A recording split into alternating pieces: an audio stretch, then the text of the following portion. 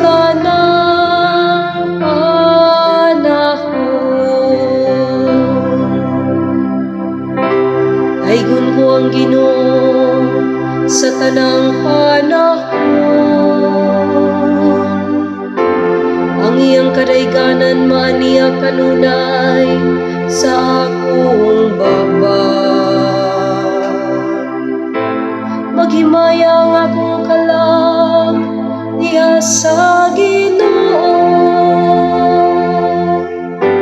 Makabatikan ako ang mapaubsanon ug malipay.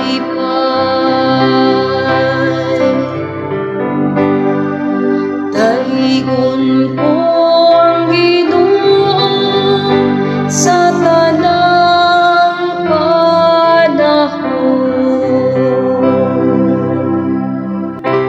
Ang Ginoo nagatanaw sa matarong ug mamati sa ilang dangoy-ngoy.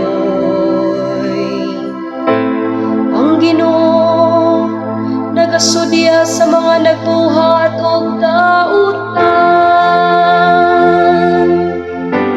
aron dili na sila hinumduman sa ayuda. Daygon ko ang Ginoo sa tanang panahon.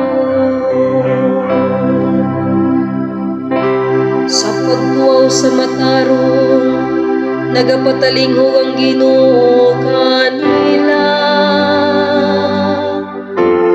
Ug sa tanan nilang mga kagul-anan, giluwas sila niya.